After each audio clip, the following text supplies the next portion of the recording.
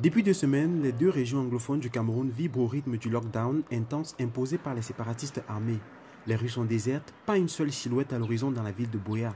Les conséquences sont dramatiques, difficile accès aux produits de base, voyage impossible, difficile accès aux soins de santé, mais pour cette militante des droits de l'homme, l'éducation reste la principale victime de cette situation. L'éducation est un droit humain fondamental qui doit être respecté. Le confinement a eu un impact très négatif sur nos enfants, d'autant plus que dans les autres écoles, dans d'autres régions, ils vont à l'école. Les nôtres sont confinés à la maison. S'ils vont à l'école, le NSAG, qui est le groupe armé non étatique, s'en prend à nos enfants.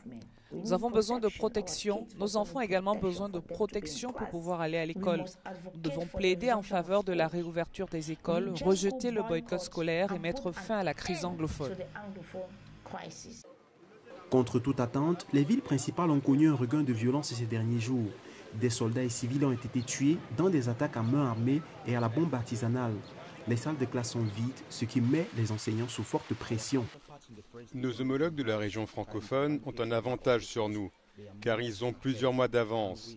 Et nous disposons d'un temps limité pour couvrir le même programme qui sera évalué.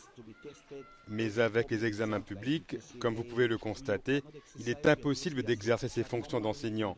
Et pas seulement dans cette région, car les enseignants sont considérés comme une menace pour la sécurité.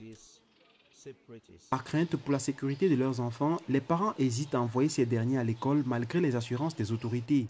Pris entre deux feux, ils appellent ces autorités à un dialogue inclusif pour trouver une solution durable à cette crise. Je vis avec 4 enfants à la maison. Depuis 2016, nous sommes confrontés à ce confinement, en particulier au début de chaque année scolaire, lorsque toutes les écoles scientifiques des autres régions sont fermées et que les élèves restent chez eux. Cela affecte leur psychologie, leur capacité cognitive et même leur comportement. Lorsqu'ils sont à la maison, les activités qu'ils y pratiquent sont différentes de celles qu'ils pourraient pratiquer à l'école. Ce que nous continuons à demander à notre gouvernement, c'est un dialogue inclusif. Alors que les séparatistes ont interdit l'organisation de l'élection présidentielle dans les deux régions et maintiennent le blocage jusqu'à mi-octobre, les experts craignent que les résultats de cette élection ne reflèteront pas les aspirations des habitants de cette partie du pays.